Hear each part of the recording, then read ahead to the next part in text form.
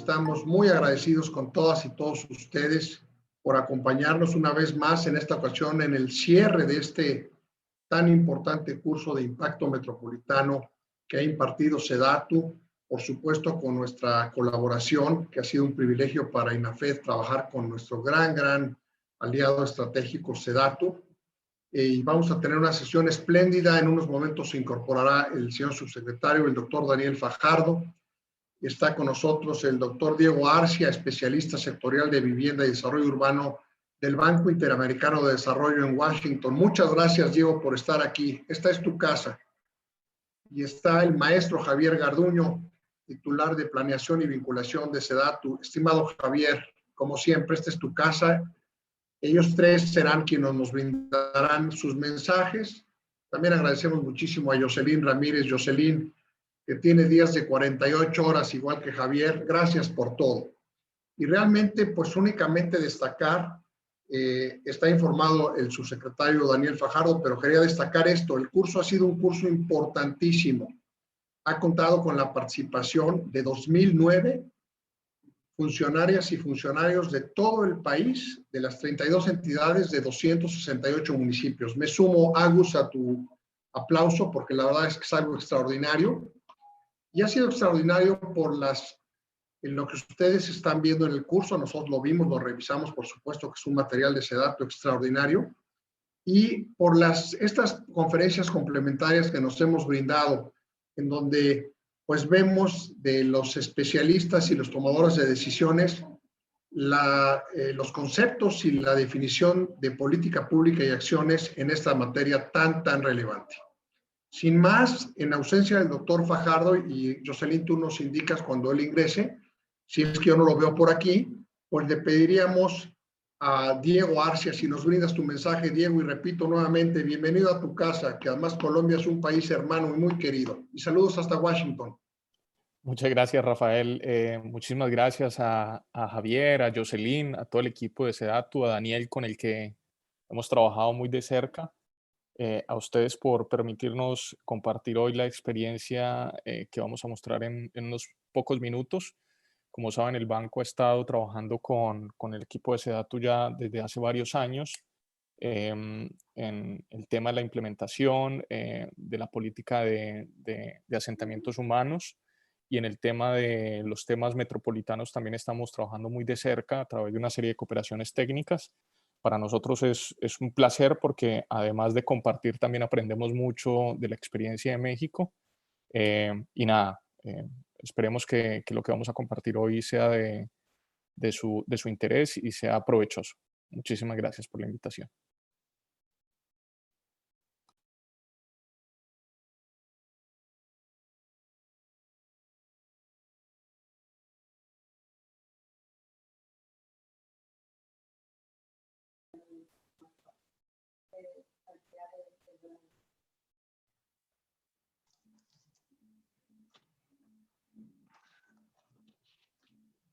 Adelante, doctor. ¿Puede compartir ya pantalla? ¿Empiezo la presentación entonces, Jocelyn? Ok, me dan un segundo entonces. Comparto acá. No sé si pueden ver en este momento la presentación. Okay. Sí la podemos ver, doctor. Sí, Diego. Perfecto, muchísimas gracias. Ustedes me dicen cuánto tiempo tengo. Yo calculé con Jocelyn unos 20 minutos. Si me estoy pasando el tiempo, por favor me levantan la mano. Como buen colombiano nos gusta hablar muchísimo, pero a veces nos excedemos. Miren, nosotros en la División de Vivienda y Desarrollo Urbano hemos trabajado desde hace buen tiempo con el tema de áreas metropolitanas, no solo en México, sino también en otros países. Yo voy a compartir hoy un caso con el cual tengo bastante afinidad y mucha cercanía, que es el caso colombiano y el caso del área metropolitana de Medellín.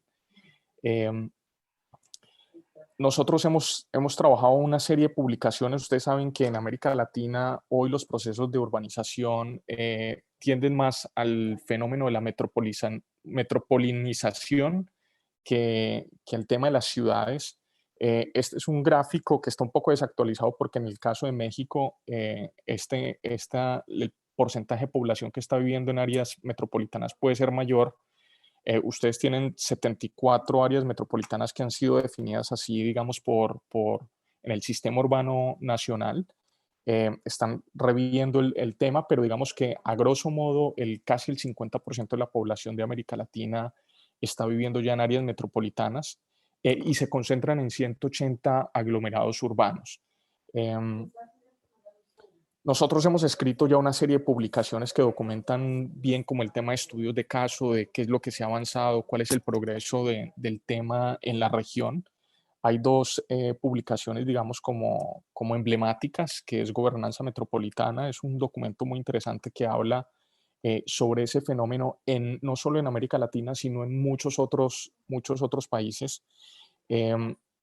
Y por otro lado, tenemos un documento que se llama Construyendo Gobernanza Metropolitana, que es lo que nosotros hemos aprovechado. En la medida que vamos trabajando con los países, tratamos de producir conocimiento en ese mismo espacio de trabajo. Muy rápidamente ustedes van a poder descargar estas publicaciones de nuestra página en el banco. Tenemos estas y otras más. Yo después puedo compartir con los equipos allí para que puedan compartir con todos los participantes en esta sesión. Ahorita vamos a entrar más en detalle al caso colombiano. Y aquí lo que sí me gustaría mostrar es, en el caso particular de Colombia, solo nosotros tenemos 6 áreas metropolitanas que fueron constituidas más o menos a partir de los años 80 y recientemente se han ido sumando otras por ley a través de acuerdos creados formalmente. La primera de ellas fue el área metropolitana del Valle de la Aburrá, que es el caso que yo voy a presentar el día de hoy. Esa es más o menos la ubicación que tenemos hoy en día de esas áreas metropolitanas. Si ustedes pueden ver en el listado, están básicamente las principales ciudades. Va a ser paradigmático, pero por ejemplo, Bogotá, la capital, no es un área metropolitana conformada legalmente, es decir, de forma regulada. Es un área metropolitana de facto. Ustedes van a tener muchos de estos fenómenos también, donde realmente hay un acuerdo metropolitano, donde las partes suscriben ese acuerdo, pero otras que realmente funcionan más como áreas metropolitanas de facto o como un tema de identificación de esas áreas metropolitanas. ¿Qué instrumentos tenemos nosotros en el caso de Colombia para el tema del ordenamiento territorial y el tema de la gestión metropolitana? Tenemos distintos niveles, a diferencia de México, que es un país federado. Nosotros somos un país unitario, donde está el gobierno nacional que imparte, digamos, la política de planeación, la política de ordenamiento territorial, planificación y el tema metropolitano. Después tenemos un nivel que es el departamental, que serían más o menos lo que equivale para ustedes a los estados. Después tenemos el orden metropolitano, pero el orden metropolitano no es un orden jurisdiccional. Es decir, no hay un alcalde metropolitano como si lo hay en otras ciudades. No, el tema metropolitano es más una correlación con una serie de instrumentos que nosotros tenemos marcados en la ley. Y después viene el orden municipal. A esos órdenes de organización del Estado corresponden una serie de instrumentos de planificación o de planeación del desarrollo. Y cuando hablo de planeación del desarrollo es porque es más allá del ordenamiento territorial y más allá del ordenamiento espacial. Entonces vamos a tener, igual que como ustedes tienen, un plan de desarrollo que es dictado por la nación, planes departamentales de desarrollo, pero sí tenemos un instrumento intermedio entre el orden departamental y el orden municipal, que son los planes integrales de desarrollo metropolitano. Y por último, los planes de desarrollo municipal que se van desarrollando cada 4 años. A esos instrumentos de planeación del desarrollo corresponden otros instrumentos de planeación o mecanismos de ordenamiento, que son la Política Nacional de Ordenamiento Territorial. Al igual que ustedes, nosotros tenemos una ley que fue, digamos, aprobada en el año de 1997. Es decir, ya tenemos más de 20 años con esa ley, que es la que corresponde a la ley de asentamientos humanos de ustedes. Esa ley en su momento, en el año 97, determinó que los municipios tenían que desarrollar planes de ordenamiento territorial. Entonces, todos los municipios del país, los 1.102 municipios del país en su momento, tuvieron para aquella etapa que formular planes de ordenamiento territorial, que es un poco lo que está pasando. Ustedes ya también tienen planes directores, pero digamos que la ley también de ustedes define que deben ser formulados esos planes por los municipios y establece una serie de criterios para esa formulación, entre otros dentro de la ley de asentamientos humanos. Tenemos los planes estratégicos metropolitanos de ordenamiento territorial y los planes de ordenamiento territorial. Vamos a entrar entonces ahorita sí en detalle al área metropolitana del Valle de la Aburrá. Esto era un poco como el marco general de dónde estamos nosotros en términos de la política urbana a nivel del país y de cómo está conformadas las diferentes áreas metropolitanas. El área metropolitana del Valle de la Aburrá corresponde o digamos que es el principal centro urbanizado de un departamento, el departamento de Antioquia. Ese departamento tiene 125 municipios, 9 subregiones y 25 zonas, digamos, importantes. Un segundo que estoy aquí, porque no estoy pudiendo ver la presentación. Perfecto. Aquí unos datos, más o menos, ustedes van a ver en este mapa dónde está ubicada el área metropolitana. Y aquí hay casi como un recuento desde 1915 de cómo ha sido el proceso de urbanización de esa zona. El municipio más importante dentro del área metropolitana, digamos por su peso, por su tamaño, históricamente es el municipio de Medellín, que es una ciudad de más o menos 2.3 millones de habitantes. Pero si ustedes suman los 10 municipios que hacen parte del área metropolitana del Valle de la Aburrá, se llega casi a 3.5 millones de habitantes, siendo después de Bogotá el área urbanizada más grande del país. ¿Dónde está? ¿Cómo son esas condiciones? Ustedes van a ver aquí en este mapa, es básicamente un mismo proceso de urbanización.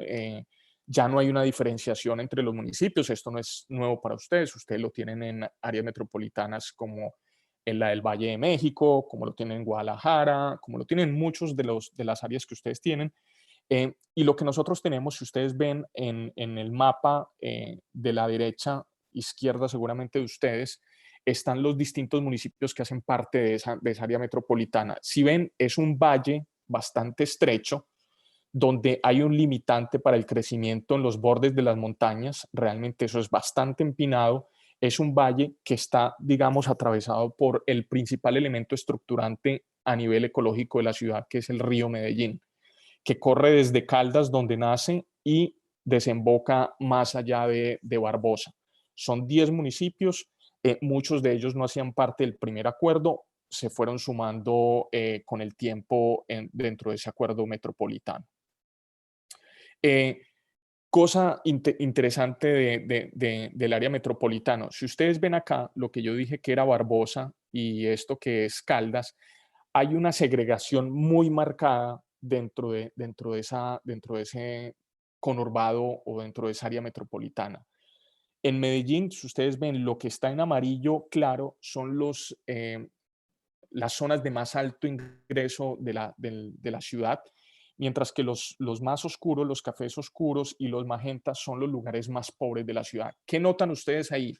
Una división. Cuando ustedes atraviesan esta línea por acá, dividiendo Medellín, atravesando por la ciudad, van a encontrar que la población más pobre habita en el norte de la ciudad y la población con mejores estándares de calidad de vida habita en la otra zona de la ciudad. Eso va a ser fundamental dentro de la estrategia que plantea el área metropolitana para generar un equilibrio dentro de esa región funcional. ¿Qué teníamos nosotros? Y digamos que esto no es, esto es un mensaje muy, muy claro para ustedes. Como yo dije, la ley 388 surge en el 97, es decir, nosotros llevamos 20 años trabajando en los temas de planificación. Antes también hubo mucho tema de planificación, como ustedes también lo han tenido. Ustedes tuvieron una ley de asentamientos antes de la que tienen ahora de los 70 y creo que hubo una reforma en los 80 y han hecho varias reformas subsecuentes, pero digamos que son como los dos hitos más importantes. Nosotros también teníamos esos procesos de planificación, pero a partir del 97 esto se profundizó mucho más y nosotros ya llevamos más de 2 décadas, vamos a entrar a una tercera década de procesos continuos de planeación. En el caso de Medellín, nosotros ya también teníamos unos elementos claves ahí. Por ejemplo, lo que era la Consejería Presidencial para Medellín y Antioquia, que es de la década de los 90.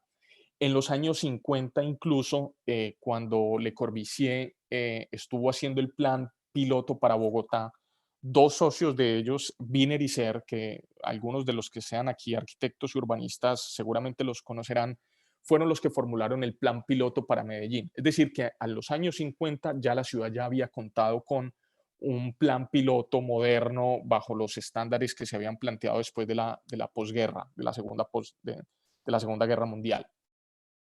Teníamos el plan estratégico para Medellín, teníamos Planea, es decir, había una cultura de planeación, una cultura cívica y ciudadana que ya estaba, digamos, con ciertas raíces en la ciudad.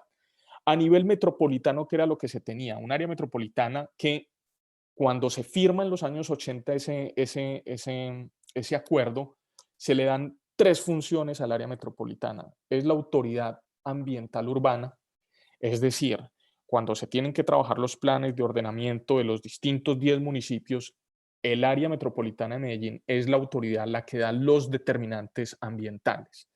Función de planificación y coordinación territorial a lo largo de esos 10 municipios, y es la autoridad de transporte público metropolitano y masivo, que no es un tema menor, porque ahí ya estamos hablando de que el tema del área metropolitana toca dos dimensiones que son estructurales y que son funcionales y que atraviesan el tema de los límites político-administrativos. Se trabaja a través de un plan estratégico metropolitano de ordenamiento territorial, que para este caso es el Plan Integral de Desarrollo Metropolitano. Hay evoluciones. Esta es una presentación, digamos, que tiene un corte hacia los instrumentos que fueron definidos el año pasado. Y a partir de ese plan integral se tiene manejo, regulación y control de componentes ambiental, los hechos metropolitanos y la coordinación y promoción de los sistemas asociados. ¿Qué son los sistemas asociados? Precisamente ver cómo se trabajan sistemas de transporte conjunto, sistemas ambientales conjuntos, sistemas de espacio públicos conjuntos, el tema de riesgo. Y de ahí se definen los proyectos estratégicos de carácter metropolitano. ¿Cuáles son esos hechos metropolitanos que seguramente ustedes han escuchado y que ustedes mismos manejan seguramente como elementos ordenadores dentro de las metrópolis mexicanas? Son los hechos económicos, sociales, tecnológicos, ambientales, físicos, culturales, territoriales, políticos y administrativos. Esos son los fenómenos metropolitanos. Y para poner algunos ejemplos, en el caso de Medellín, que es una metrópoli central, las empresas, por ejemplo, se fueron saliendo de la ciudad, fueron yéndose hacia los extremos, buscando algunos territorios con suelos, digamos, menos costosos, con la propiedad menos costosa, o por afinidades, digamos, de usos del suelo, y esas industrias fueron saliendo del valle de la ciudad capital. Pero eso hizo que algunas industrias se fueran hacia el norte y otras se fueran hacia el sur. Mientras tanto, el sistema, digamos, de habitación, el sistema de vivienda y el sistema de transporte seguía tocando todos los municipios. ¿Por qué? Porque mucha gente, por ejemplo, habitaba antes en Bello, que es el municipio más al norte, uno de los municipios más al norte, pero trabajaba en la zona sur del valle. Entonces, esos son los hechos económicos y sociales de los que uno habla que tiene la relación la metrópoli. Eso está bien entendido en la ciudad, está documentado y está diagnosticado, y son fenómenos que entran siempre en discusión cuando se están trabajando incluso los planes locales de desarrollo. Se requiere para entonces resolver esos grandes temas una administración coordinada. Tenemos la fortuna de que nosotros por ley y ustedes que tienen un estado bastante dado también al tema de la norma, de la regulación, teníamos una sombrilla que nos permitía y que nos daba la posibilidad ya de tener ciertos elementos estratégicos dentro de ese marco normativo. Y entonces la administración coordinada se da en el desarrollo sostenible humano, en el ordenamiento territorial, porque el área metropolitana crea los determinantes para los hechos metropolitanos y para el tema ambiental, la racionalidad de la prestación de servicios públicos. El área metropolitana es un rol también importante con otro elemento clave que es Empresas Públicas de Medellín, del cual hablaré un poco más adelante. Y juega otro rol también preponderante en la ejecución de obras de infraestructura y proyectos de interés social. Es decir, el área metropolitana no solo tiene elementos regulatorios, no solo tiene el tema de prestación de servicios públicos, pero también tiene la potestad de desarrollar ciertos proyectos, y para ello vamos a ver cómo se financian esos proyectos mucho más adelante. ¿Cómo se preside esta área metropolitana? Tiene una mesa metropolitana de la cual cada uno de los alcaldes es representante allí. Entonces tienen, los alcaldes son los que presiden esa mesa metropolitana o los integrantes. Se elige un director del área metropolitana, donde el mayor peso está en la votación por parte de Medellín, que es el que más aporta y es, digamos, la ciudad principal. Y después hay una dirección de área metropolitana y una organización que no voy a entrar mucho en ese detalle. En un segundo. Aquí, rápidamente, si ustedes ven en el cuadro, no sé si están viendo mi cursor, espero que sí, donde está el porcentaje de retorno de recursos, ustedes van a ver que en verde aparecen los aportes como porcentaje frente al total de recursos recibidos. Es decir, el morado es cuántos recursos recibe cada uno de esos municipios de lo que se aporta al área metropolitana. Entonces ustedes van a ver que Medellín tiene una barra verde muy alta, mientras que lo que recibe es el 30% de esos beneficios, digamos así. Y hay otros municipios que reciben mucho más. ¿Por qué? Porque justamente lo que hay es un sistema que opera de la siguiente forma. Cuando yo hablé de esas empresas que estaban en algunas zonas, mientras que los usos, digamos, comerciales o institucionales o de servicio funcionan en otras áreas, ahí hay un desbalance dentro del sistema. Y ese desbalance implica que algunos municipios tienen que correr con la carga, por ejemplo, de proveer algunos servicios, pero a toda la metrópoli. Entonces, lo que se hace a través de este sistema de desarrollo con equidad es hacer una redistribución de las cargas dentro de la metrópoli. Y no solo es que tengan que aportar esos recursos, también los municipios aportan recursos voluntarios. En el caso de Medellín, por poner un ejemplo, los recursos que aporta normalmente son como sobretasa ambiental, porque además cuando se crea el área metropolitana se crea lo que es el mecanismo de sobretasa ambiental. Y es un pago que deben hacer las empresas, las industrias, por temas ambientales en cada uno de los municipios, y un porcentaje de ese impuesto se va a financiar los proyectos del área metropolitana, la operación del área metropolitana. Entonces ustedes van a ver, por ejemplo, que Medellín aporta aproximadamente 47 millones de dólares en la sobretasa ambiental. Esos son precios del 2017. Seguramente eso ha evolucionado mucho mejor. Pero además coloca otros 24 millones de dólares como aportes voluntarios. ¿Y para qué son esos aportes voluntarios? Precisamente porque la ciudad sabe que tiene que resolver de manera mancomunada problemas que la pueden afectar a ellas en su sostenibilidad. Y eso es un tema que me parece bastante interesante.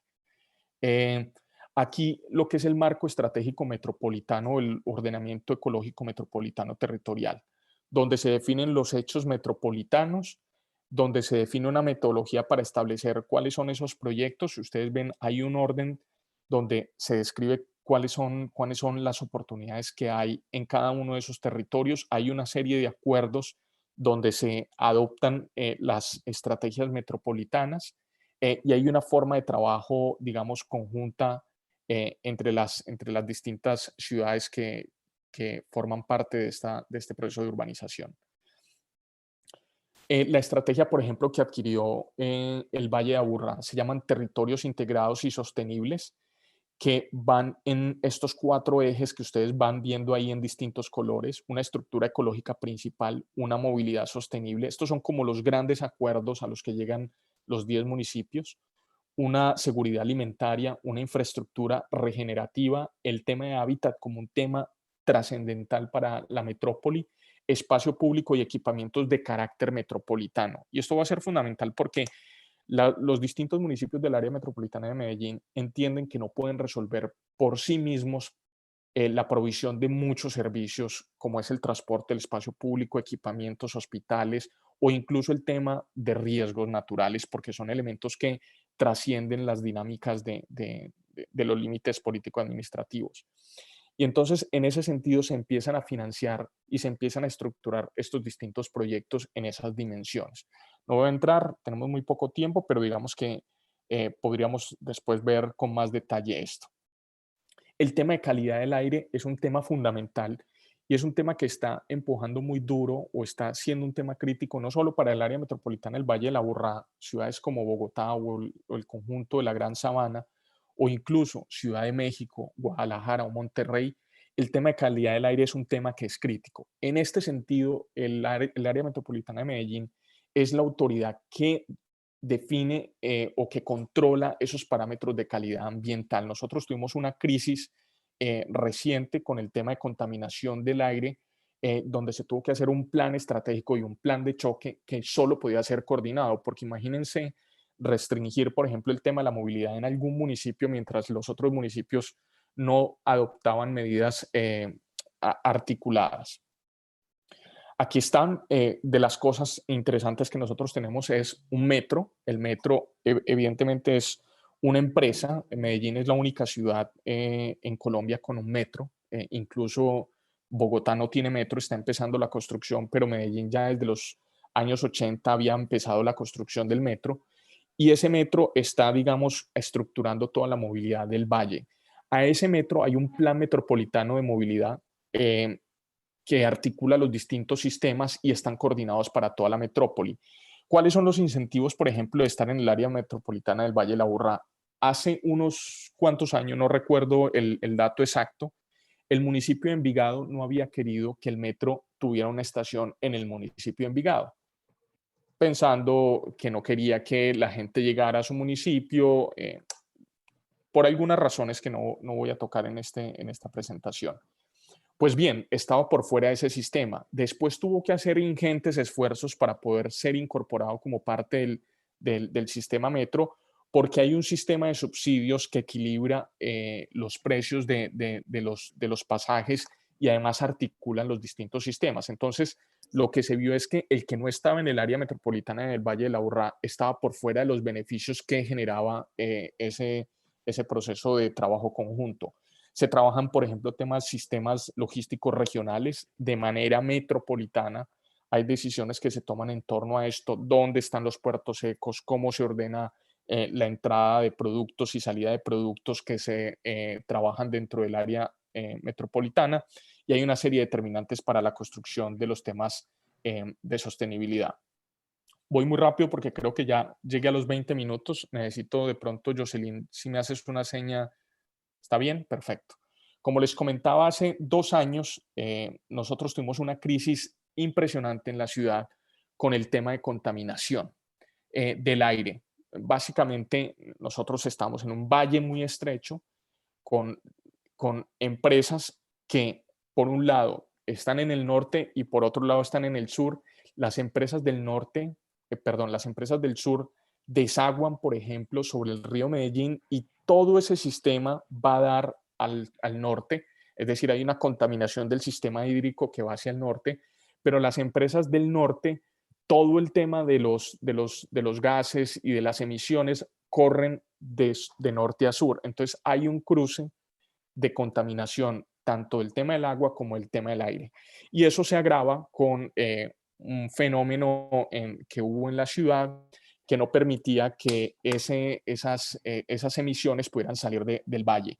Y eso hizo que tuviéramos una alerta rojo y naranja en la ciudad.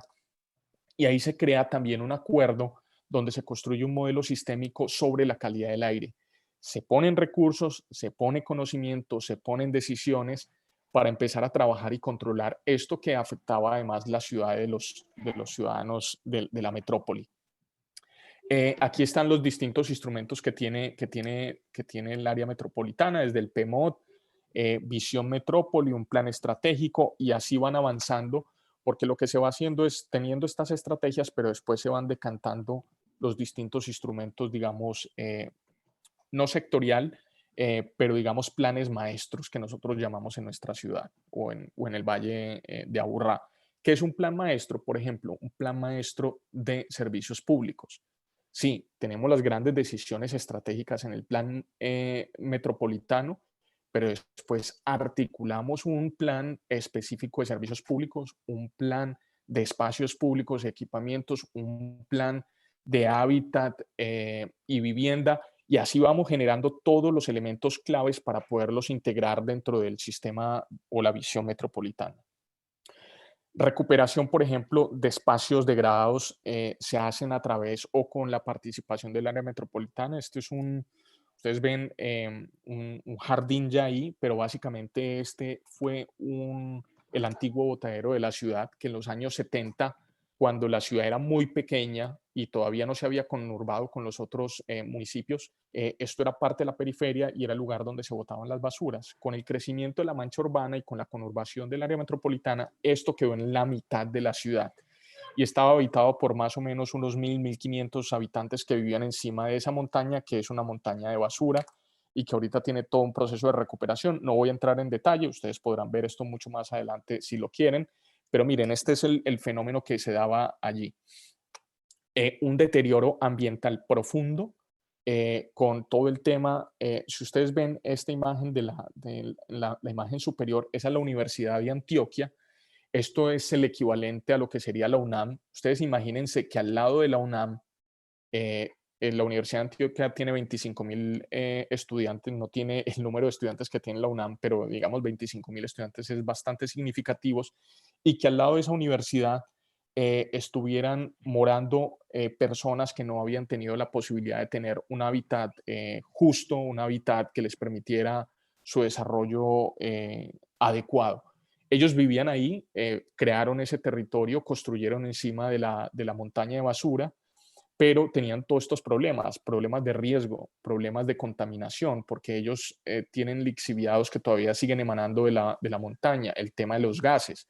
El área metropolitana, por ejemplo, empezó a trabajar, a regular este tema en conjunto con Medellín, y hoy en día ustedes pueden ver en qué se ha convertido este proceso. Es un proceso muy, muy complejo, pero a mí me gusta siempre ponerlo de manifiesto para mostrar que cuando hay un proceso coordinado, integrado, con voluntades, incluso hasta los problemas más complejos que puede tener una ciudad se pueden resolver. En este caso, esta zona no solo tenía los problemas de contaminación que estoy mostrando, también en una zona bastante deteriorada en términos de seguridad, porque mucha gente por la falta de oportunidades estaba tratando de sobrevivir y participando de actividades, digamos, no lícitas, que también contribuían a su estigmatización, porque mucha de esta gente era gente trabajadora que básicamente operaba también en zonas céntricas. Esto es en el centro de la ciudad.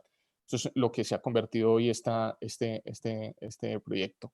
El área metropolitano, como le dije, regula los temas metropolitanos. Un hecho metropolitano para nosotros es el río Medellín, que está completamente contaminado. Entonces, hoy hay una inversión conjunta entre los distintos municipios del Valle y la empresa pública de la ciudad que se llama Empresas Públicas de Medellín para sanear ese río y volverle a dar la cara al río. ¿Por qué? Porque nosotros convertimos el río Medellín en una cloaca. Entonces era el lugar donde se depositaban todos los residuos de la ciudad, se contaminaba completamente el río. Se colocaron las avenidas y la infraestructura gris en paralelo, el metro corre en paralelo, porque básicamente se le dio la espalda. Hoy en día hay un proceso de regeneración de ese río que tiene un trabajo que va desde el sur con la parte del nacimiento, donde hay una transferencia de recursos para proteger esas zonas naturales y poder, digamos, preservar el tema del recurso hídrico, que es determinante. Y no es un tema menor, porque en el caso de Ciudad de México, esta es una de las grandes preguntas que tiene que resolverse la metrópoli de cara hacia el futuro. Este era el río en los años 40, un río espectacular. La gente iba a ese río y esto es lo que es en el 2010, el río completamente contaminado. Hoy en día, digamos, hay muchos proyectos que se están haciendo para la recuperación y reincorporación de ese río. Estos son espacios públicos ya sobre el río Medellín, y el tipo de intervenciones que tenemos logrado ya. En los bordes, el tema de los bordes es clave porque los bordes son ese cinturón, lo voy a decir de una forma triste, el cinturón de miseria, porque es las poblaciones que no tuvieron un espacio donde llegar, buscaron en las zonas donde podían tener un lugar para asentarse, pero esas zonas son zonas críticas, zonas donde hay problemas de estabilización de terrenos, no hay servicios, el transporte no puede llegar allí porque son zonas muy empinadas, hay toda una serie de retos y desafíos en esas zonas. Y ahorita lo que se está haciendo es un trabajo de recuperación de esas zonas. Si ustedes ven en el mapa a mano, imagino yo, izquierda de ustedes, las zonas rojas son las zonas críticas de la ciudad, que corresponden a las zonas más altas del valle. Pero esas son las zonas en donde la población más pobre habita. ¿Sí? Entonces vos vas a tener ahí, o lo que ustedes tienen ahí son un conjunto de riesgo social con el riesgo ambiental y con una falta o con una serie de déficits de infraestructura. Esta es la estrategia que se hace la ciudad de Medellín, reconvertir los bordes, volver el río el elemento estructurante y empieza a trabajar una imagen, una visión compartida de ese tema. Proyectos que se han hecho a nivel de la ciudad para tratar de contener el crecimiento sobre esa zona, generar equipamientos y empezar a nivelar los servicios urbanos en estas áreas. Tipos de intervenciones, ustedes ven aquí, por ejemplo, todo el tema de estabilización de las montañas, es un fenómeno que ya está ahí viven millones de personas y el Estado a través de este trabajo conjunto debe proveer una serie de servicios y sobre todo empezar a hacer una contención sobre los temas ambientales. ¿Por qué traigo tanto el tema ambiental? Porque el área metropolitana es el jugador clave frente a estos temas. Entonces, todo el tema de los servicios ecosistémicos es un elemento clave dentro de su gobernanza metropolitana, por decirlo así. Ahí se están trabajando temas ecológicos, se están trabajando temas, por ejemplo, de seguridad alimenticia. Esto tiene sus bemoles, digamos que esto no está del todo cerrado, son experimentos que va haciendo la ciudad con algunos éxitos y otros fracasos, pero digamos, hablemos más de lo que ha sido exitoso. ¿Cuáles han sido las claves de la gobernanza metropolitana en la ciudad? Y aquí me reitero sobre lo que dije hace más de un año en un foro en el que estuvimos con ustedes allí. Instituciones, instituciones, instituciones. Nosotros hemos logrado esto porque hemos logrado construir unas instituciones para soportar las decisiones y para financiar las decisiones. Un marco normativo con dientes, no es solo un marco normativo que nos diga, no, es que ustedes tienen que hacer un plan maestro metropolitano. Bueno, ¿y cuáles son los instrumentos de financiamiento que entregan esos marcos regulatorios y cuáles son las atribuciones para poder ejecutar eso? Porque si me dicen que yo tengo que trabajar los proyectos ambientales, pero no tengo un solo recurso dentro de esa mancomunidad, es más difícil. Pero si ustedes ven aquí, yo no he hablado de transferencias de ningún gobierno, son los recursos que aportan los distintos municipios. Es decir, es una reorganización y una mejor estrategia del uso de los recursos. Procesos de descentralización con atribuciones para la prestación de servicios, acceso a fuentes locales de financiamiento, como lo dije, la sobretasa ambiental, la flexibilidad en los modelos de asociatividad, pero ustedes vieron que el municipio que quedó por fuera tuvo que hacer esfuerzos para poderse meter nuevamente dentro del sistema metropolitano. El caso de Medellín lo que ofrece es una visión común del desarrollo, perdón que faltó la L, territorios integrados, equilibrados, incluyentes y sostenibles, donde muchos de los recursos se van a esas zonas que ustedes vieron más oscura como un sistema de transferencia y de compensaciones. Eso es bastante interesante en la ciudad, un trabajo entre pares. No es que sí, el municipio de Medellín tiene un voto fuerte que pesa dentro de la Junta, pero si ustedes ven, después las decisiones dentro de esa Junta se toman como pares. Todos tienen una representatividad y tienen ese trabajo entre pares. Hay un sistema de compensaciones y subsidiariedad. Hay una articulación Estado, empresas y sociedad civil que también es determinante. No lo voy a tocar aquí en esta charla porque ya me les tomé 30 minutos y hay una continuidad dentro de las políticas públicas. Sin más, yo dejaría hasta aquí. Si ustedes tienen alguna pregunta, con mucho gusto en lo que esté en en mi posibilidad de responder lo haría. Muchísimas gracias. Muchas gracias al maestro Diego Arcia, especialista sectorial de Desarrollo Urbano y Vivienda del Banco Interamericano de Desarrollo, por tu extraordinaria presentación, Diego. Interesantísima, con inmensa claridad y de un especialista. Y la verdad es que nos hiciste recordar a quienes hemos tenido la gran oportunidad de visitar y conocer tu gran nación, tu bella nación, un país hermano, un país admirable y un país muy parecido, yo diría, a nuestro país, a México, que es tu casa, Diego, en muchas cosas, en el sentimiento social, en los problemas sociales, en la conformación de las grandes ciudades dentro de valles, en las problemáticas estas que también nos presentaste de los cinturones de miseria, y enhorabuena por la forma como han trabajado el fenómeno metropolitano y ese gran precepto que es exactamente la línea de acción de nuestra SEDATU y por supuesto de la Secretaría de Gobernación e INAFED, de trabajar con independencia de colores y con un sentido técnico y de servicio. De verdad, enhorabuena. Hay muchos comentarios y quisiera proponerle a nuestro distinguido panel, a Diego, ahora se incorpora el doctor Fajardo, que quiero darle ahorita un mensaje y la más cordial bienvenida, y a Javier Garduño, si les parece que nos brinde su mensaje el señor subsecretario, el doctor Daniel Fajardo, a quien le damos la más cordial bienvenida, entrañable amigo y servidor público incansable, que ahora tiene días de 48 horas. Pero de verdad, Daniel, gracias por tenerte aquí en tu casa, al igual que a Javier, al igual que a José. Y muy bienvenido. Le damos la palabra al doctor Daniel Fajardo. Bienvenido, Dani. Muchas gracias, mi estimado Rafael. De verdad que pues sabes que este trabajo que hacemos en conjunto en esta gran alianza ha redituado muchos frutos. Hace un año, la secretaria Olga Sánchez Cordero, casi siempre le agrego nuestra querida secretaria Olga Sánchez Cordero, porque me nace y por la admiración que le tengo, y por supuesto mi querido jefe Román Meyer, firmaron un convenio.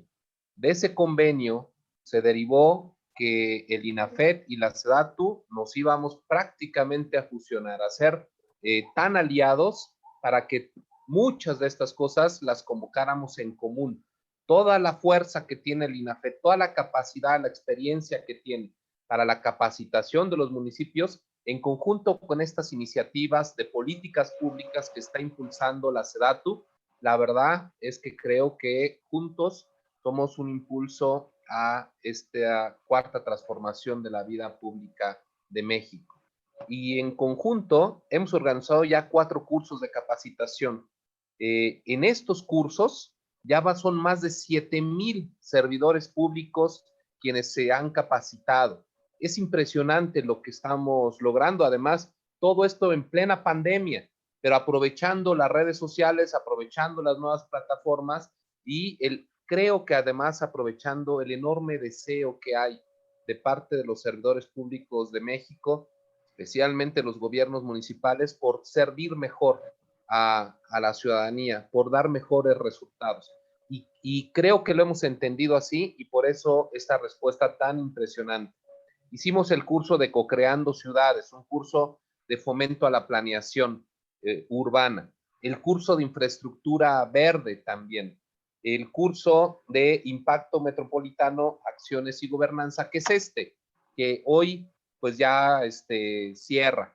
En este curso se inscribieron 2,000 personas de las 32 entidades federativas. Tenemos registrado, bueno, especialmente digo tenemos, Rafa, porque lo asumo como somos lo mismo, ¿no? Tenemos en el INAFED registrados participantes de más de 200 municipios. Este es en mucho el más grande curso de capacitación en el que hemos participado en el tema de gobernanza metropolitana. Y me parece esencial. En México tenemos 74 zonas metropolitanas, como aquí bien se sabe, delimitadas a partir de su importancia estratégica para el desarrollo de México, a partir de la conurbación, en algunos casos, del tamaño de población que habita, pero en esencia, esas 74 zonas metropolitanas es la red más importante para el desarrollo de México. Ahí habitan 2/3 partes de la población y se generan 3/4 partes del Producto Interno Bruto de México. Por lo tanto, es imprescindible, así lo digo, imprescindible la planeación del desarrollo integral de estas urbes. Hemos perdido en México, en los años previos, perdimos el bono metropolitano, crecieron las urbes. Eso generaría, de manera natural, lo digo como economista urbano, eso generaría economías de aglomeración, es decir, debería de incrementarse la productividad. Ante mayor crecimiento urbano, debería de disminuirse el costo de producción porque hay economías de escala. No es lo mismo producir para 100 que producir para 1000, sale más barato. Es también, hay economías de urbanización, es decir, una misma calle puede servir para darle servicio a más de un predio. La generación de la infraestructura, digamos que tiene un aprovechamiento mayor con lo urbano. Todo eso los economistas lo han agrupado en algo que se llama economías de urbanización, economías de aglomeración. Pero eso no ocurrió en México. ¿Por qué, si se hace más urbano México, más metropolitano, por qué perdimos productividad? ¿Por qué nunca creció México en los últimos años? ¿Qué pasó? Pasó que los problemas fueron más grandes que las ventajas de la urbanización. ¿Qué problemas? Pues la congestión, la contaminación, la desigualdad urbana, el hecho de tener esas zonas tan apartadas, esas zonas sin servicios, esa pobreza generó una pérdida de competitividad para México que llevó a que la productividad se mantuviera estancada. Esa desigualdad es lo que ahora el presidente Andrés Manuel López Obrador lo tiene clarísimo, y a mí me asombra cómo conoce tanto el presidente, todos los municipios de México, pero además esa visión permanente de decir, privilegiemos a donde hay más necesidad. Eso es, esa frase que dice de por el bien de todos, primero los pobres, es muy poderosa en el sentido de que se incrementa la calidad de vida de toda la población. Las ciudades son más eficientes cuando no hay tanta desigualdad. Cuando atendemos esos barrios más pobres, más marginados, cuando le damos oportunidad a la gente de ahí, se beneficia toda la economía de cada ciudad, en este caso de cada zona metropolitana. Lo que yo quisiera decir con este curso es que desde el gobierno federal estamos convencidos de que solamente lo metropolitano es de los 3 órdenes de gobierno. Y además de los 3 órdenes, pensando en que lo primero es lo municipal, lo segundo lo estatal y tercero lo federal. En ese orden debería de verse lo metropolitano.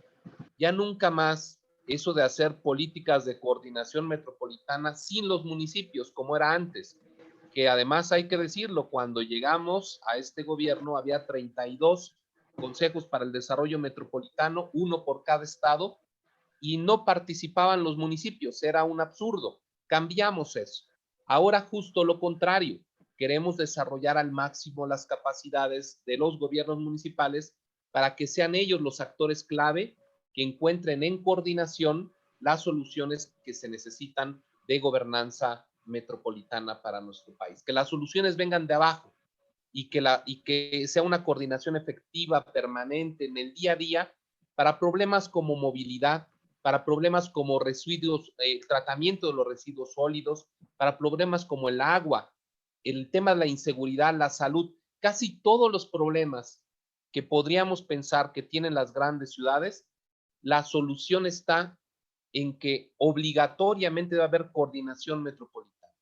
No se puede pensar en que hay un pedacito de México, un pedacito de ciudad, por ejemplo, aquí en la Ciudad de México, en donde puede decirse, aquí estamos muy sanos, aquí no ha llegado la pandemia. No, eso no es cierto.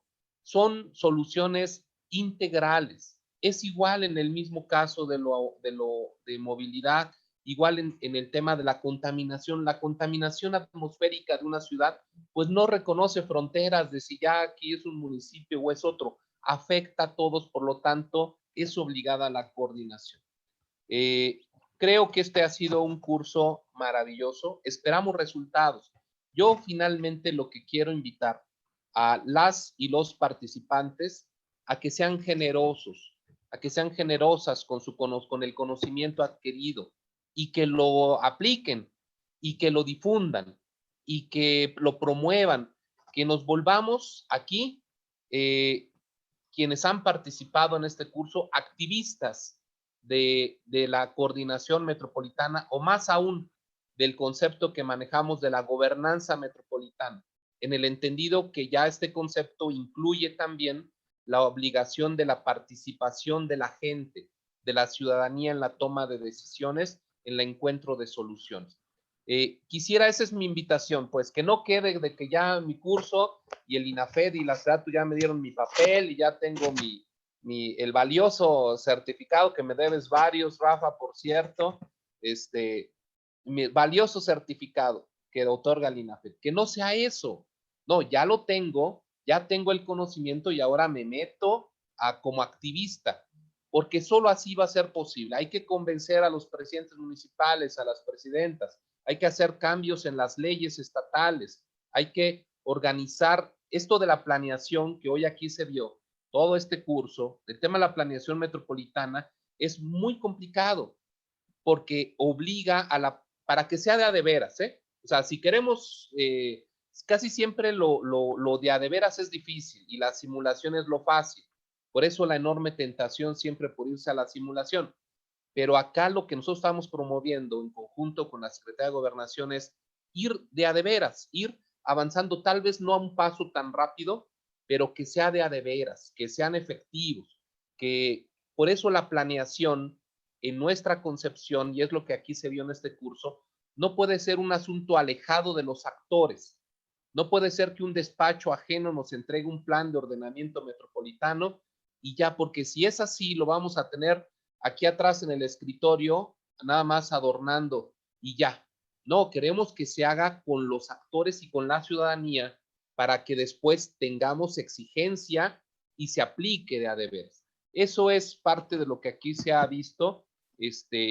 También en este tema del impacto, la autoevaluación de los proyectos de impacto metropolitano que se vio en este curso, me parece esencial. Es una herramienta para los gobiernos, es una herramienta para la ciudadanía, para que juntos ustedes mismos puedan tomar decisiones de mejor manera. Y por supuesto, con esto concluyo, decirles que el conocimiento de lo metropolitano, para ser congruentes con lo que decía, se genera también de abajo hacia arriba. Así que siéntanse siempre con la absoluta libertad de proponer, de modificar, de ajustar a su propia realidad de su zona metropolitana. Nosotros desde el gobierno federal les damos herramientas, les damos metodologías, pero esas son generales, son básicas. Ustedes en los municipios generen con esto nuevas soluciones, generen nuevas metodologías, tomen esto solo como base y échenle para adelante, que la verdad es que esto hay mucho trabajo por hacer. Muchas gracias por esta oportunidad de participar y vamos a hacer muchas cosas más con el INAFED. Muchas gracias, Rafa.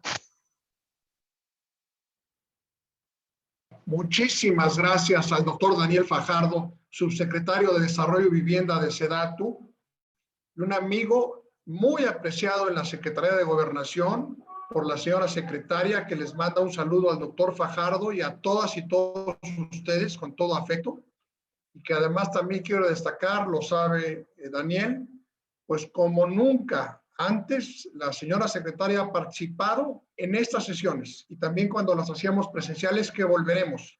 y disponía 1 o 2 horas de su escasísimo tiempo para estar, recuerdo, o recordarás, doctor, en febrero un taller precioso que arrancamos en la mañana a las 9 de la mañana. La señora secretaria estuvo 1 hora entera en todos los mensajes y después nos quedamos todo el equipo técnico 8 horas en un taller que todavía se recuerda, que ahí están las memorias.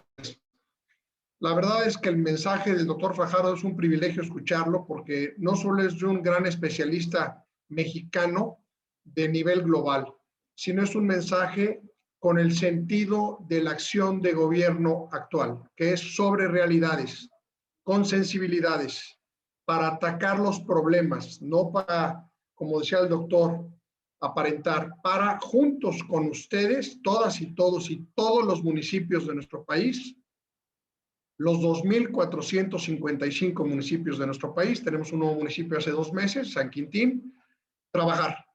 Y la verdad es que también lo sabe SEDATU, que es un privilegio trabajar con ellos y que estamos trabajando con todos ustedes. Yo cerraría con esto.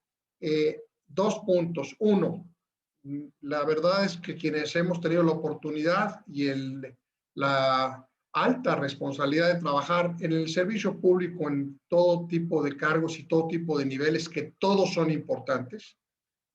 Nunca habíamos visto que 2 secretarías de Estado, además de esta talla, fuesen de la mano. Con este instituto tan apreciado, tan querido, como se los he dicho a mis compañeras y compañeros, hace 36 años, que le hemos dado pues un impulso que no había tenido nunca. Lo digo con toda modestia, pero eso así es. Y todo por el gran impulso y el apoyo de SEDATU, y es para ustedes.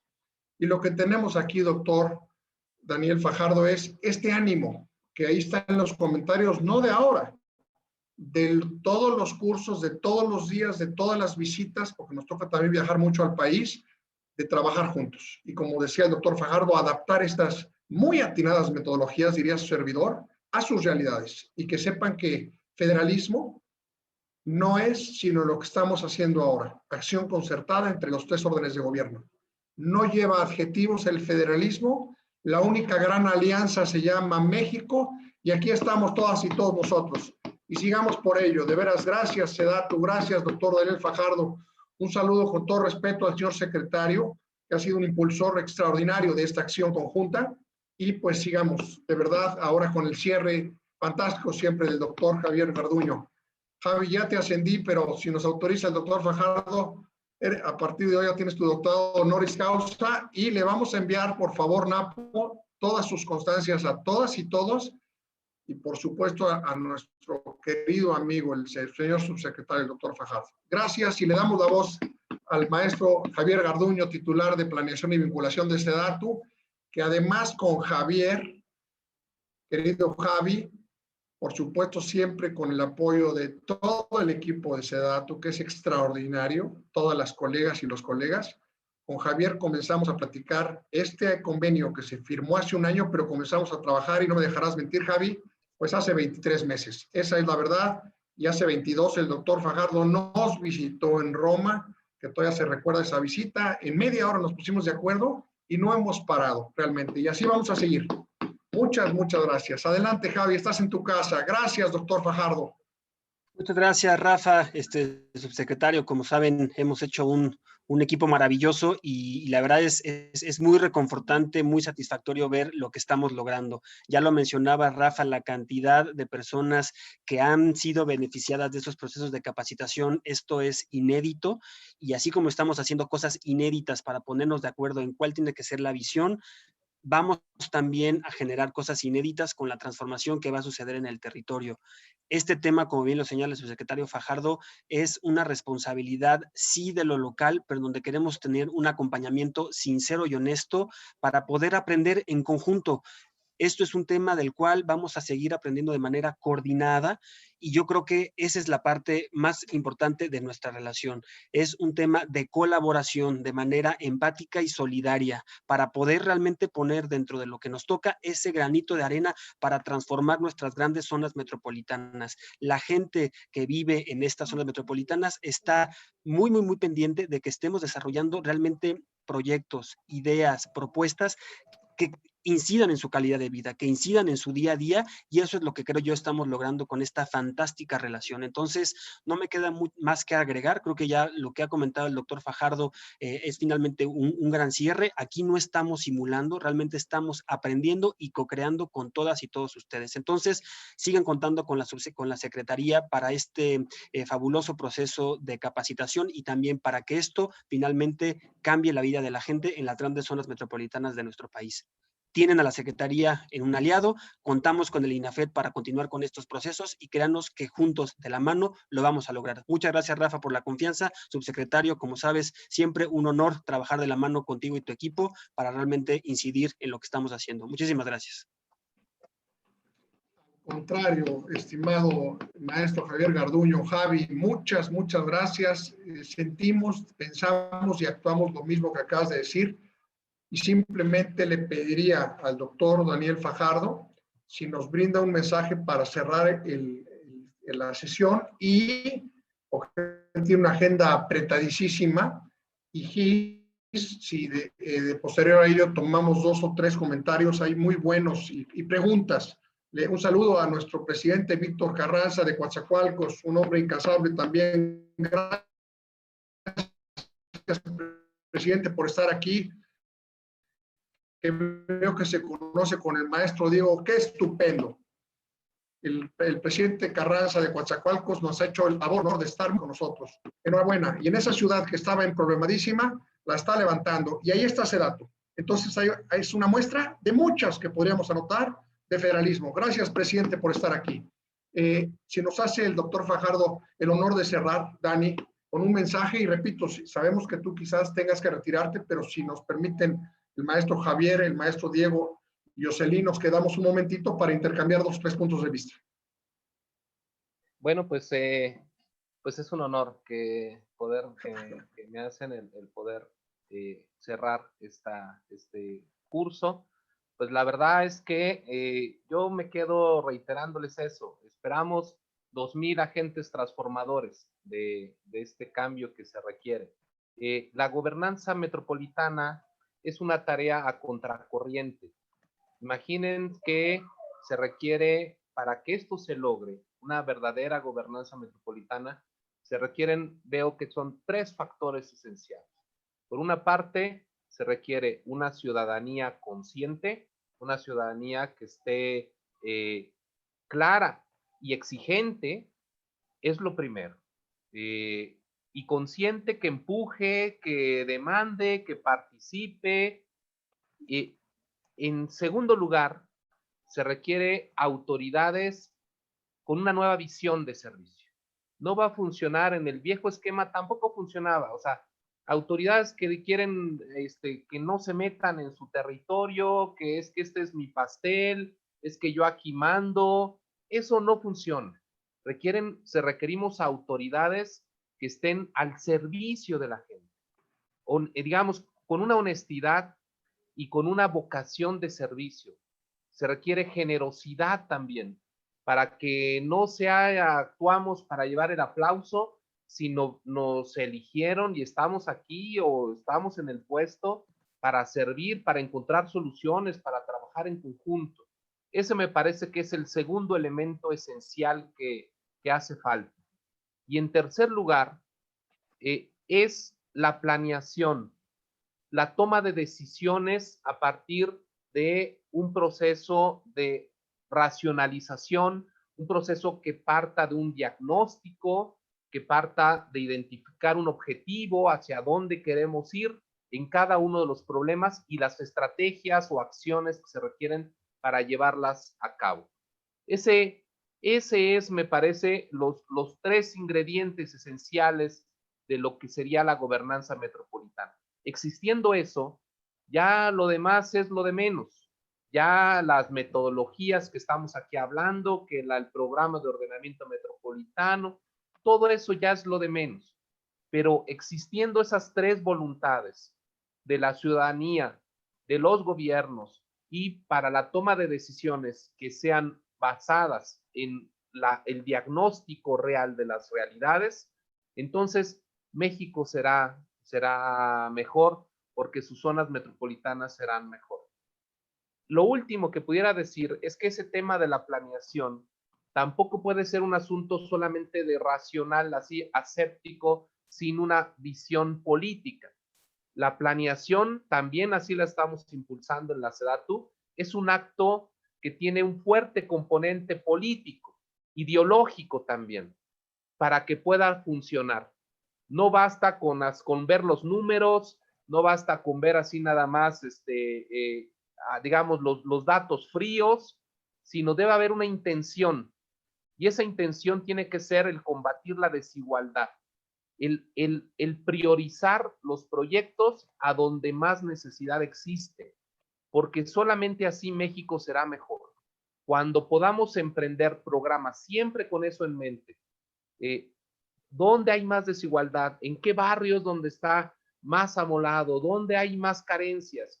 Solo así se podrá. Entonces, bueno, pues sin más, muchísimas gracias.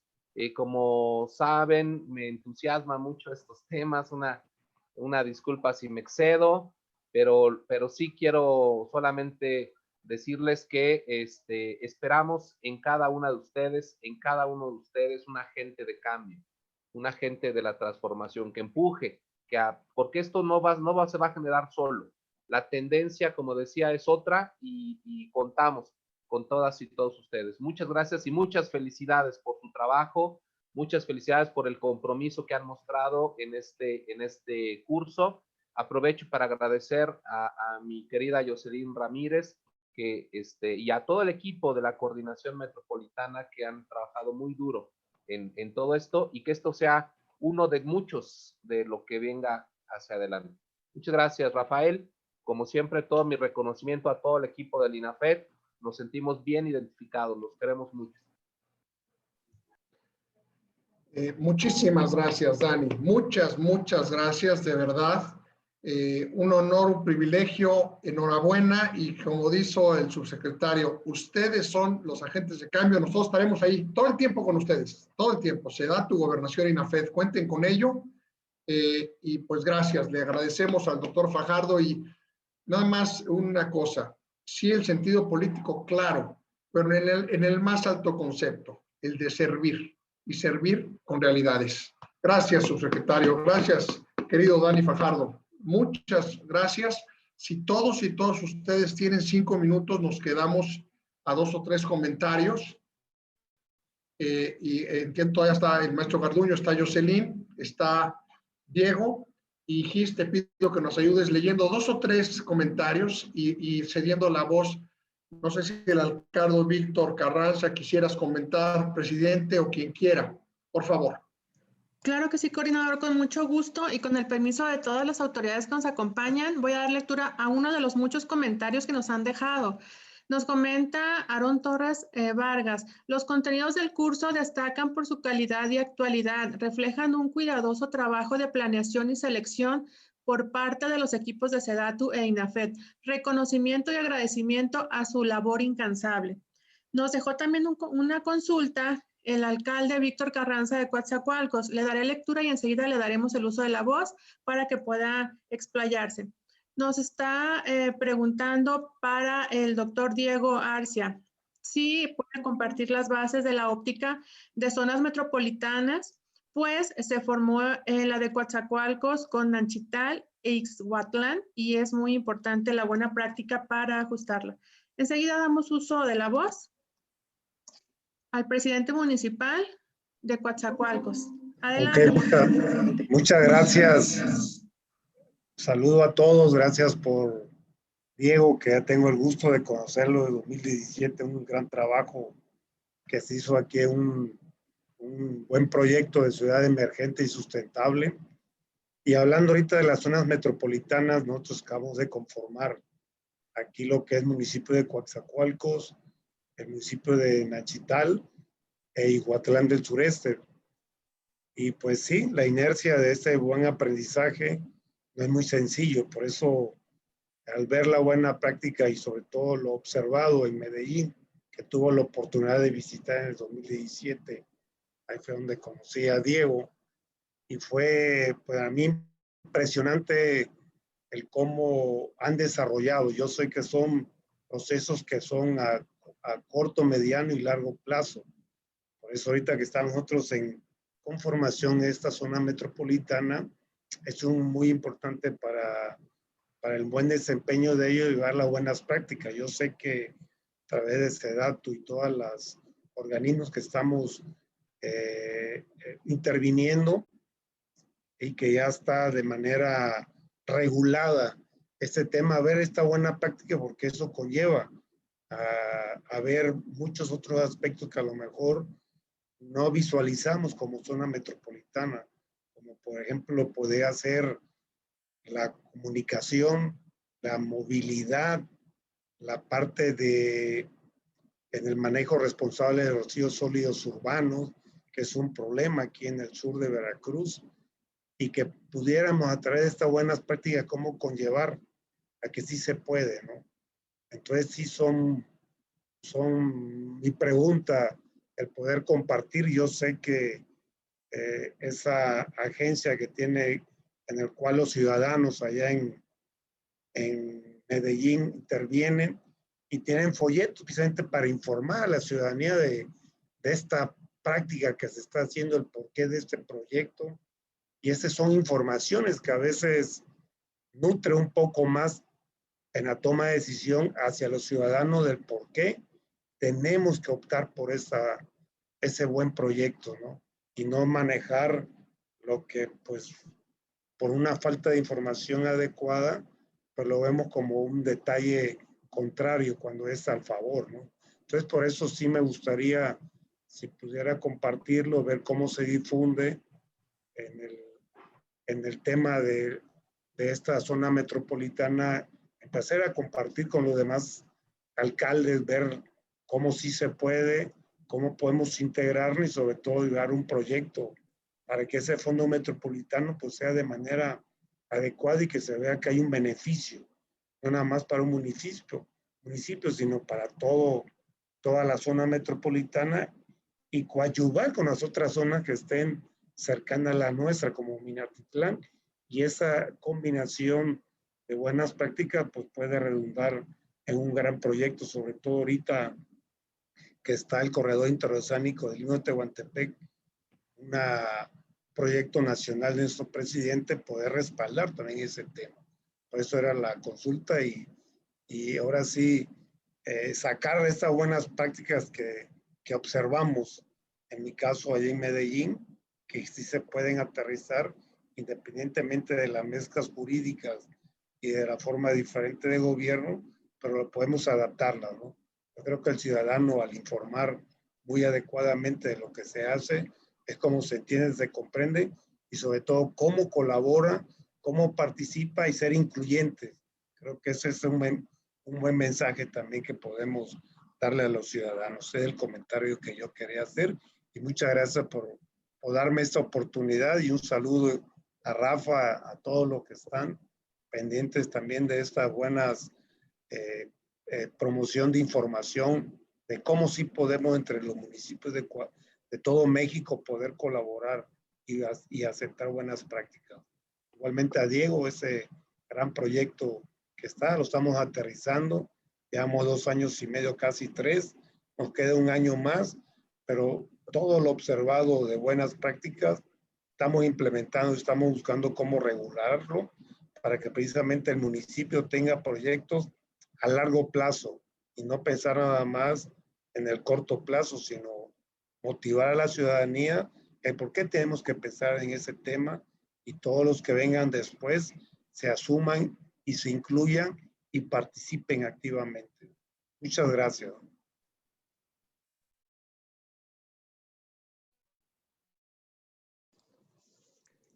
Muchas gracias, alcalde. Alcalde, por su participación. Enhorabuena por esa zona.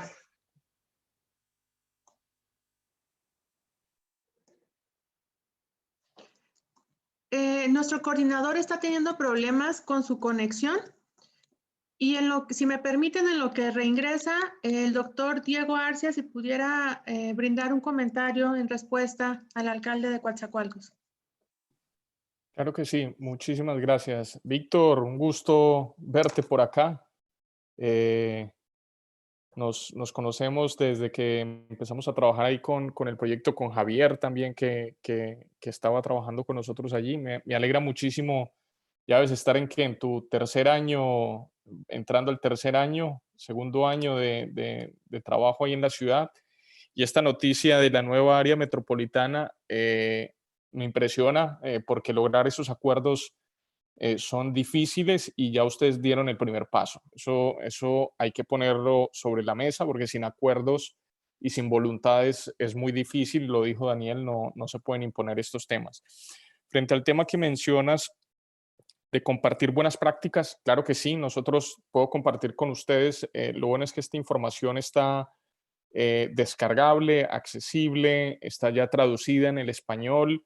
Eh, una de las cosas que hemos querido hacer con el equipo de Sedatu, y aquí Jocelyn, si puede tomar el micrófono ahorita para profundizarlo, es intentar sí traer casos para entender esos casos, cómo han funcionado, pero un poco no tratar de transferir estructuras ni temas que se hacen en otro lado para tratar de ponerlas acá, porque no es como funciona. Yo creo que lo interesante es entender por qué, lo que yo expliqué ahorita, por qué sí funcionó allá. Bueno, funcionó porque hay una tradición, porque hay unas instituciones, porque hubo unos acuerdos, porque hay un desarrollo constante que ha permitido que se vayan sentando esas bases. Lo que tú decías no es llegar hoy y a través de un acuerdo tratar de solucionar lo que llevamos 100 años sin solucionar. Eso es muy difícil y más cuando se trabaja.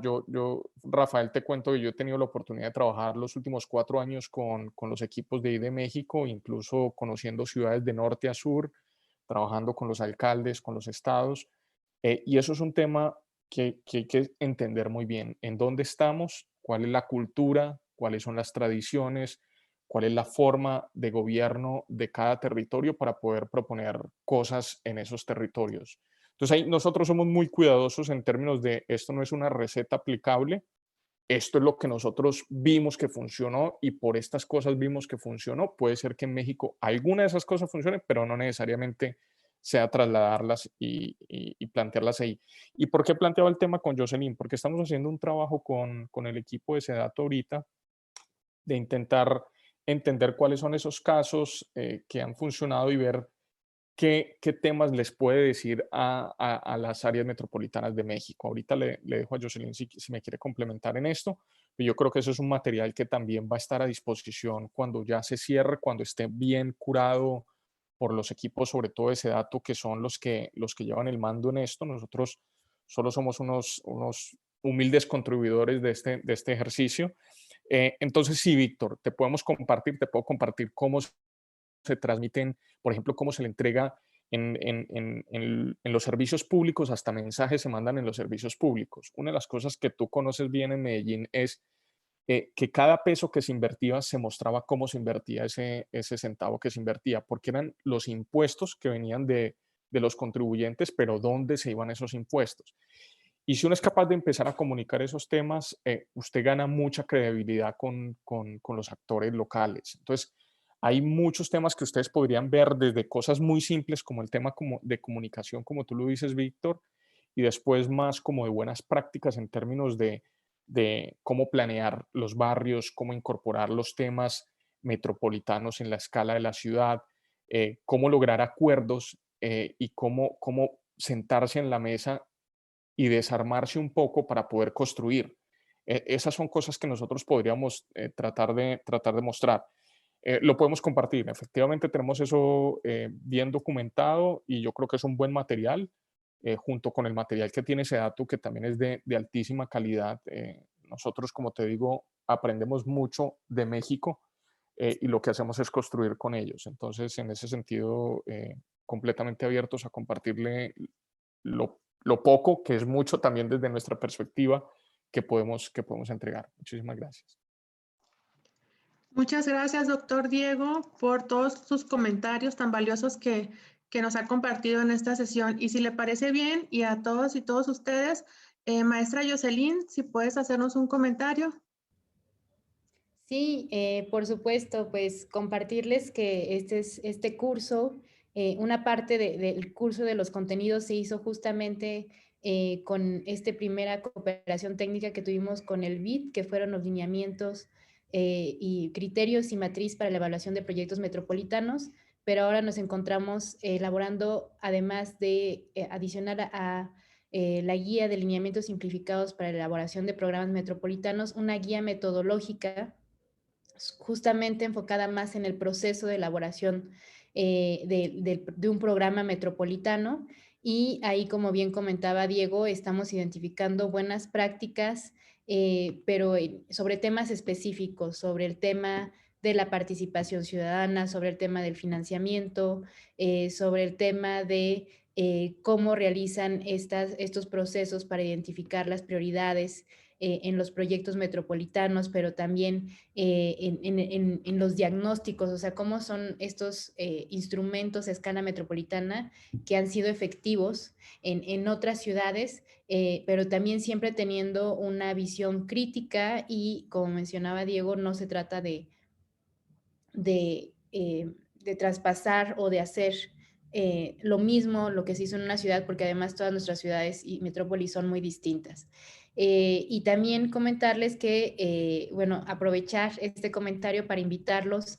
En la última semana de noviembre vamos a tener un evento que va a ser la Red Nacional Metropolitana. Lo tuvimos el año pasado en la zona metropolitana de Puerto Vallarta, Bahía Banderas, y de hecho también estuvo Diego acompañándonos por ahí, también estuvo el INAFET y muchos de las personas que también aquí veo a Jorge Rivera, que también nos estuvo acompañando, y bueno, en esta ocasión no vamos a poder hacerlo de manera presencial, pero estamos también buscando en hacer nuevos formatos digitales, porque también sabemos que puede llegar a ser cansado tener todas estas conferencias o estos cursos, y de hecho les agradecemos por la disponibilidad de tiempo, pero estamos pensando en algunos temas distintos, entonces les vamos a estar pidiendo videos para que justamente nos digan o un poco nos describan las problemáticas de sus metrópolis, pero también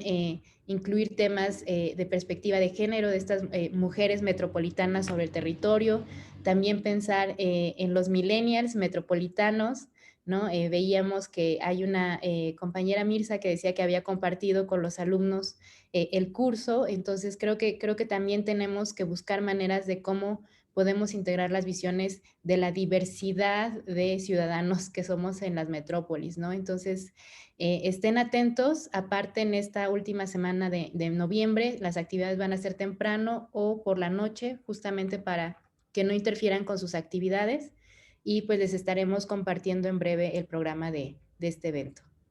Muchas gracias a todos y felicidades por haber llegado al final del curso. Muchas gracias, Jocelyn. Como siempre, tu mensaje tan fresco y que nos haces llegar tanto conocimiento. Y si te parece bien, y a todas y todos, daríamos la voz a Agustín Herrera, nuestro compañero Agustín Herrera, para que nos haga unos comentarios finales para terminar esta exitosa sesión. Muchas gracias, Gisela. Bueno, a nombre del coordinador Rafael Cortés, que les ofrece una disculpa, ya tuvo muchos problemas técnicos para reingresar a la sesión.